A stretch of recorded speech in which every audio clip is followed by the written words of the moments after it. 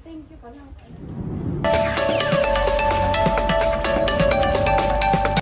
Hello guys, today is January 15, 2024. Today is 1 week na kami sa Canada. Congratulations!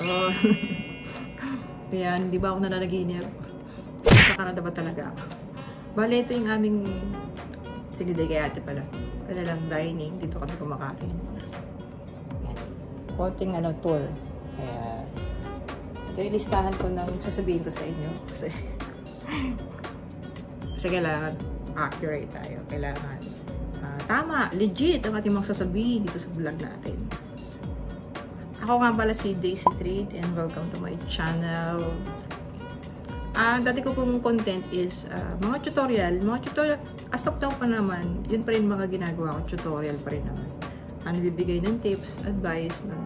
So for today's video, share natin itong aming Japan struggle. Okay? Kung kayo magbubook ng ticket, no? O papunta dito, iwasan nyo itong Japan. Kung kayo ay magko-connecting flights. Alam nyo kung bakit?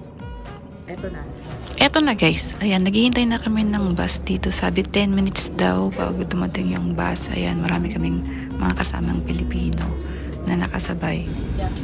At ayan, finally dumating na nga yung bus. Ayan, tumatakbo talaga sila. At kung mapapansin nyo yan, puno at feeling ko nasa Pilipinas ako.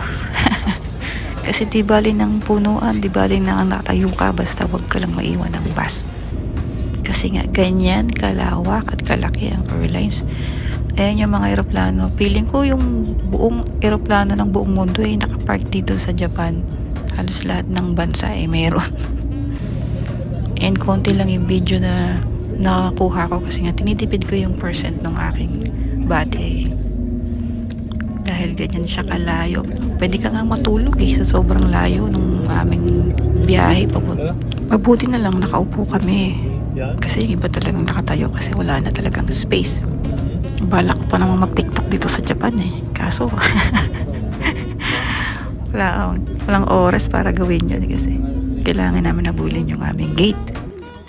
Eto, ayan, umaandar yan Anong ba tawag to? Escalator ba? Escalator ba to? O ano? Walker. Umaandar yan pero nilalakad na namin kasi nga naghahabol na kami. Ayan, di ba sa video nakikita nyo? Tumatakbo talaga yung iba.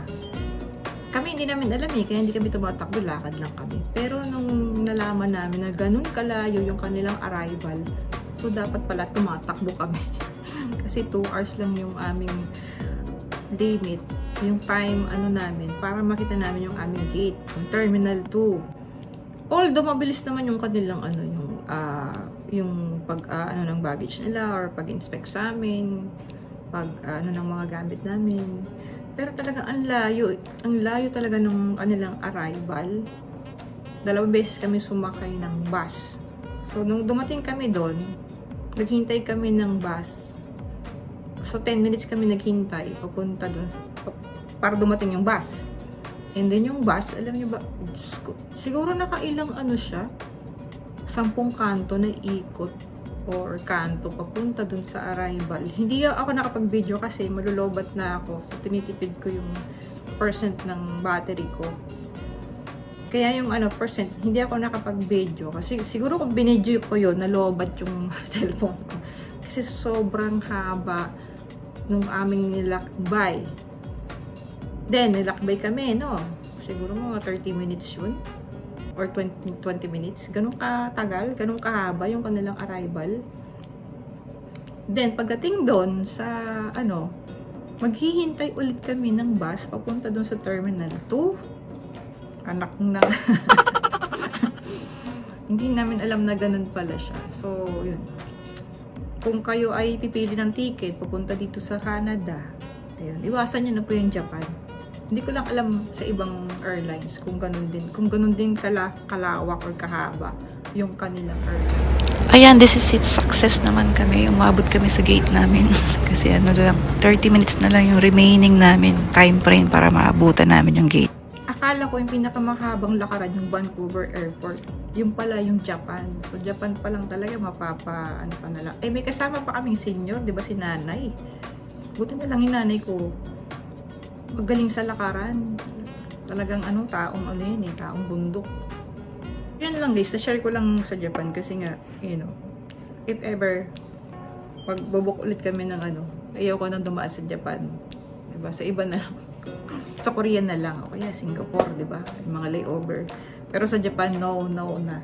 Kasi ganun pala kahaba, ganun pala. Pero okay lang din kung ang layover mo is 5 hours, 10 hours. Pero ang haba pa rin nun, no? Sa amin kasi 2 hours. 30 minutes na lang eh. 30 minutes na lang yung oras namin para makita namin yung gate namin. Pero thank you Lord, nakita naman namin. Kasi meron kaming nakasamang babae na mahilig siya magtanong. Yun pa yung isang struggle namin sa Japan kasi nga hindi sila nag-i-English.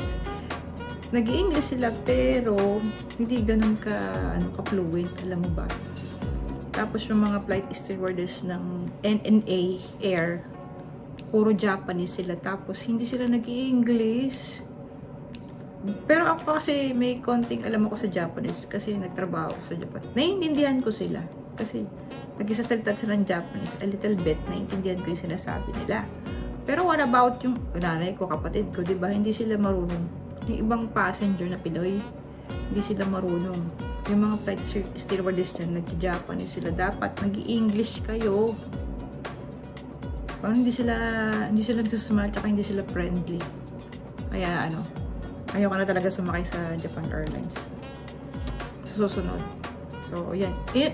Yun na ibase lang namin sa experience naman namin, no? Pero, malay nyo, maganda experience sa NNA Airlines, sa Ana Air.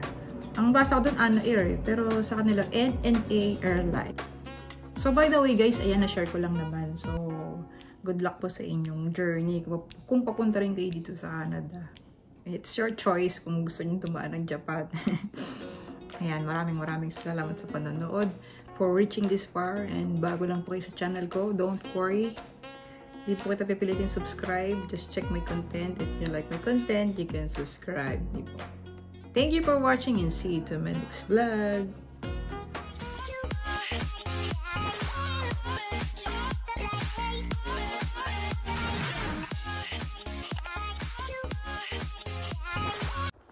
You see that?